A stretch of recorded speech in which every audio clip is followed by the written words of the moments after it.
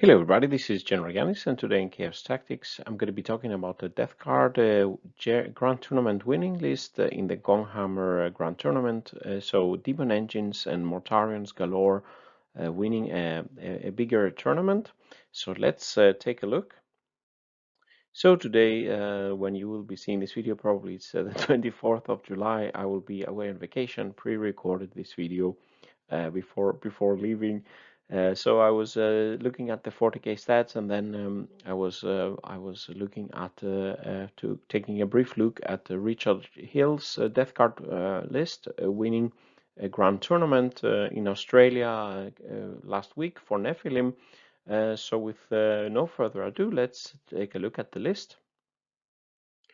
So this is an 1810 points only of Death Guard. It seems to be like an Inexorable Supreme Command detachment with an Outrider detachment. So in the Supreme Command detachment we have Mortarion as the Warlord. He pays 1 command point for all his nice traits.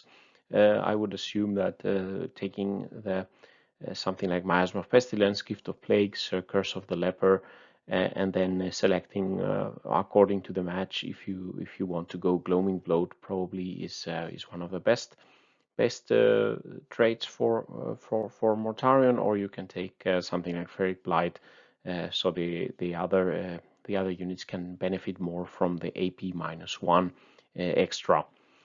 So in the Outrider detachment, costing 3 command points, we have a Demon Prince with wings and sword, and he has the Suppurating Plate relic, so 1 command point taken off here.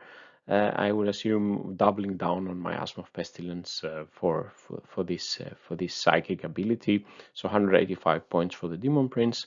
And then we have maybe a must unit for Nephilim, Taliman. For 70 points, he can bring command points. He's the only non-demon Nurgle demon in this army. And the Taliman, he brings CP to the game, and he can be summoning some helping characters at the beginning of the game. So, and then the major part of the army, the fast attack, we have the 3 furtive blow drones with a flesh mower, very fast and aggressive, and can do a lot of damage in melee. And then we have 5 Mephitic Blight Holders, 2 units of 2 and 1 unit of 1.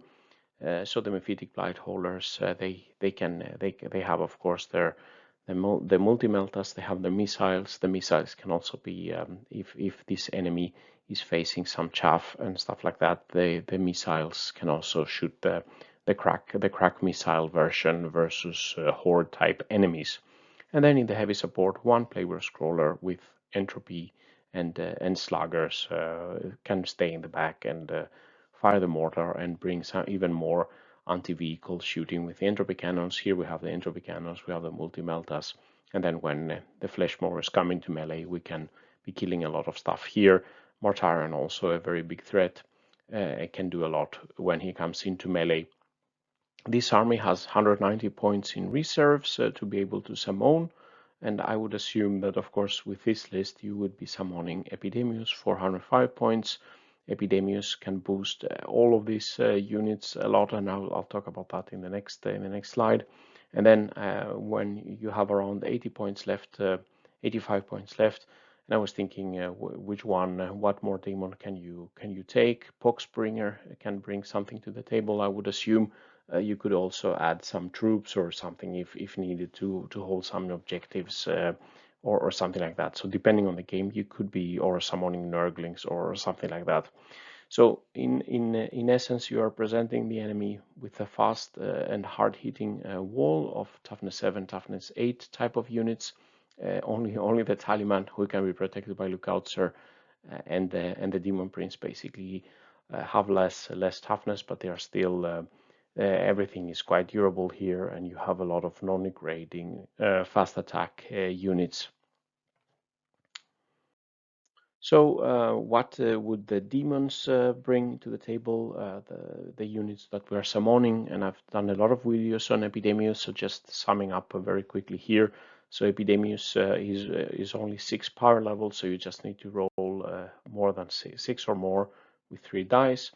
and then he's basically being on the table, he's buffing and helping everybody. You're starting to keep a tally for enemy units that you destroy. So everything then, Nurgle demons in your army, every time a Nurgle demon destroys an enemy, the tally is increasing, and all Nurgle demons benefit from the number of the tally, and the effects of the tally are cumulative. So if you reach to tally 5, you get all the benefits from 2, 3 up to 5. And the important ones here, the tally 2 is really important because now you are re-rolling hit rolls of 1 for all the Nurgle demons, and that's the Demon Prince, that's Mortarion. Of course, Mortarion can re-roll by his own abilities, he can select himself. But for example, the Plaguebearer Scrollers, the Mephitic Light Holders, they don't have any other possibility to re-roll. So just getting the first 2 kills, and then suddenly you get much more damage output from all your Nurgle demons. And then another, of course, then you can get a bit more to the move, you can get more to the strength. But I think the important one, the next important tally is number 5. Here, the Nurgle demons increase the toughness by 1. This makes the 30 blow drones and the Mephitic Blight Holders toughness 8, and then they are like a Plaguebearer Scroller, mini Plaguebearer Scrollers in your ability. Mortarion gets toughness 9 at this point, so even more tough for the enemy to put wounds on our units. The tally 6 gives an extra attack, so the Flesh Mower at this point will be hitting 15, making 15 hit rolls and re-rolling the ones. So this is really fun when you get your tally up and running. And then what could the Poxbringer bring to the table? He's only 4 power level. It could also be that you have possibility to bring him in. If you fail your summoning charge of 6, then you could probably put in the Poxbringer. He's a Psyker and he can be healing. So he has a +1 strength aura locus for Nurgle demons. So everything, for example, if he can be close to the for example, the flesh, the 30 blowtrons with mowers, that could increase their strength. But then probably most importantly, he can take a spell from the Nurgle discipline. And here you could take the Fleshy Abundance spell. And this is a spell where you can heal D3 lost wounds on a Nurgle demon. And this is, for example, a very good way to heal Mortarion. Getting 2-3 wounds back at Mortarion could be really interesting because they are the toughest wounds to take out from Mortarion with his Feel No Pain as well as invul saves and everything. So just being able to heal Mortarion can be really strong.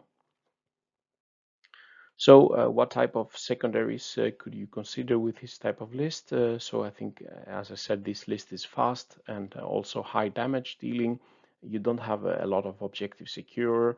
You don't have any infantry basically, and unless you summon some infantry to do actions like raise banners and stuff like that. Psychic actions could be a possibility. You have 2 Psykers. If you bring Poxbringer, you have 3 Psykers, and then if you think you can survive the enemy and the enemy doesn't have a lot of anti-tank stuff going on, the spoiled ground could help us. Now you can be in all quarters, you can be fast, you can probably, if you can table your opponent, you can be in every quarter. If you don't think you can survive, but still you can spread out, you could do maybe engage on all fronts instead. Then killy type of secondaries depending on your opponent. If you think you can get to them, assassination, bring it down, or prisoners, whatever is presented to you as an opportunity from the enemy's list. Psychic interrogation could help, and then in the primary psychic interrogation, because you have 3 characters or warp ritual or something like this, and also for the primaries, you are fast. You can go to objectives fast. You don't have objective secure, but you should be able to kill the opponent. And as I've seen some memes, a dead enemy cannot hold an objective. The list, on the other hand, the list gives a lot of points away for bringing it down. If your opponent has a lot of, if you're facing Tau or something like that, you are putting at least 14 victory points on the table. For bringing down, it's going for vehicles and monsters, and there is a lot of vehicles and monsters here. You have quite a few characters, especially if you're summoning, so assassination could be a possibility for your opponent, so watch out for that. So the results for Richard in the Gonghammer GT here, he went a 5-0 record, and the first game was with Adeptus Custodes, 91 to 53, Necrons 95 to 42. This was the biggest victory, and I think with Necrons maybe if they have some smaller units that you can kill in the beginning, if you just get the tally up to 2, then it starts rolling from there. Then the third game was the least, let's say, victory, but the closest fought versus orcs. Maybe the orcs were flooding the board with stuff. And then again, Adeptus Custodes, a big win again, and with versus orcs, 94 to 52. I think also Adeptus Custodes would be struggling against this list. They are quite good in melee. They're shooting against Daemon Engines, not the best, and they have, I think, a trouble facing Mortarion. And then finally, a victory versus the orcs. Some of these lists, the Adeptus Custodes, they went on to get 4-1 records, so it's not like they were bad lists here.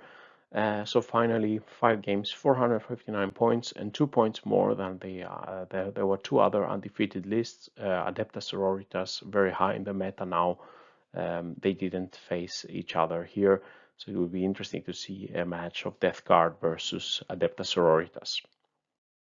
So, reaching to the summary and final thoughts of this rather short video. So nice to see that Death Guard, a Death Guard army in the top of a grand tournament again.